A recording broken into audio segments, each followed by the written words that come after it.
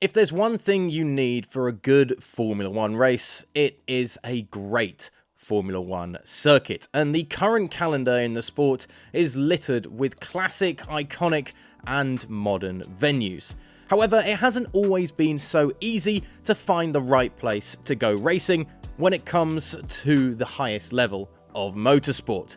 I'm Ollie Wilson for GPFans, and here are some of the weirdest and wildest places that we've seen F1 running during its history. In 1984, we went racing in Dallas, Texas. That was one of the weirdest locations Formula One has ever driven. In that year, a street circuit was set up in the Fair Park in the Texan city. The circuit went around a pond, a stadium, and several museums, so it picked out all of the main icons really of the city. Not an ugly location in itself, to say the least, but unfortunately, the preparation around the race was pretty poor. The tarmac normally used by just regular traffic couldn't handle the racing on top of it and broke down during the Grand Prix weekend. That led to a number of drivers crashing out and, above all, a hellish ride to the finish. Formula One has never returned to that street circuit since, and it's safe to say there aren't many sad to see the back of the Dallas Grand Prix. The old Ava circuit in Berlin was a track that you can hardly consider a circuit at all.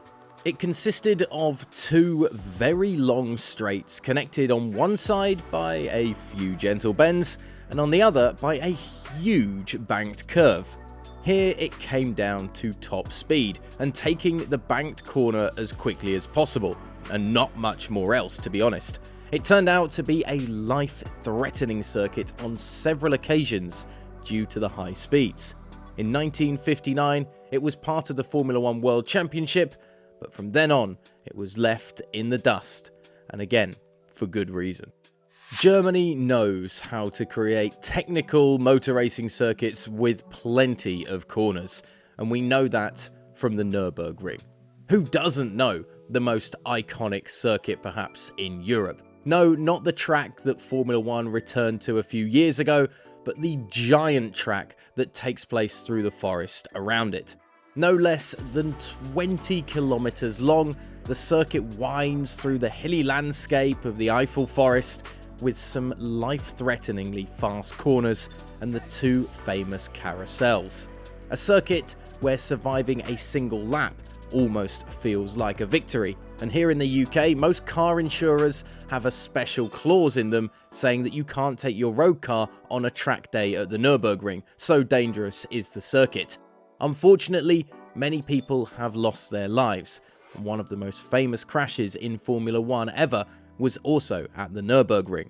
This is where Niki Lauda crashed back in 1976, an accident that left the driver badly burnt after marshals struggled to remove him from the car in time that was engulfed in flames.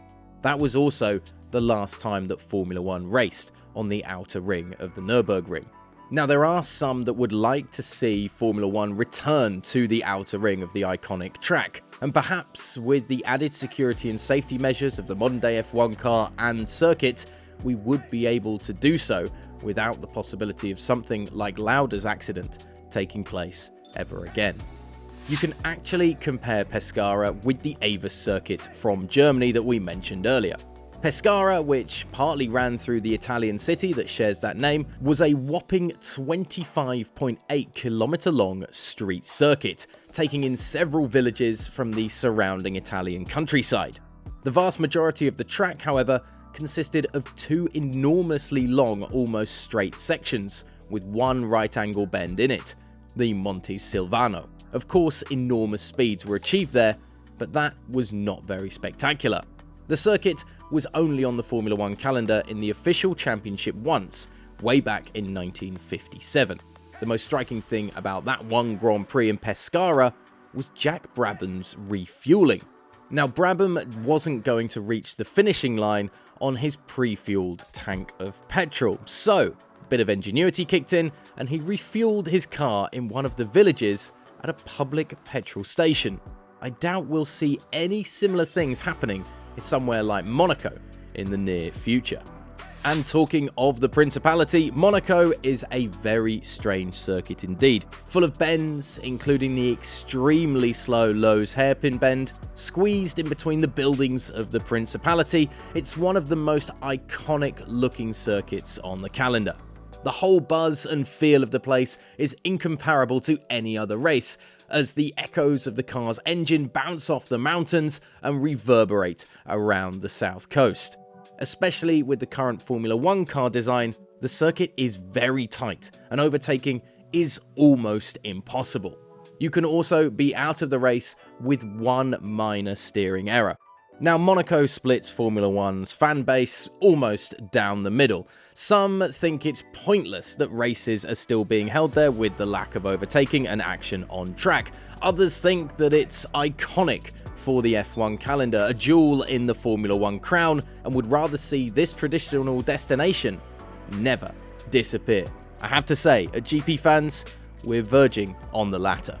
It became very clear in Las Vegas, Nevada, that perhaps the United States of America thought a little too simply about how they hosted Formula 1 events, or at least back in the day.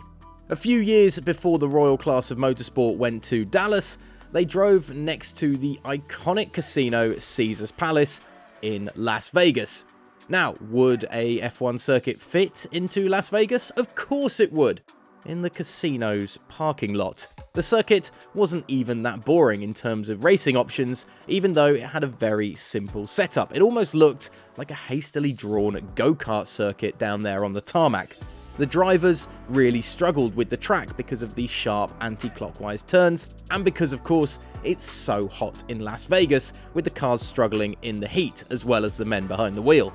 It also didn't help that the local population at the time, well, they just had very little interest in Formula 1 because it was a fairly unknown phenomenon in the United States. To the relief of the drivers, it disappeared from the calendar again after 1982. Now, of course, Las Vegas is back on the Formula 1 calendar and vying with Monaco to take the title of being Formula 1's jewel in the crown. It's safe to say that the Las Vegas Grand Prix won't be held in a car park of a casino anytime soon, let alone the lack of interest in Formula 1 taking place in the United States being a thing of the past. And if you're interested in plenty of Formula 1 news and views, get onto gpfans.com and GPFans Global across social media for the latest updates around the world of F1.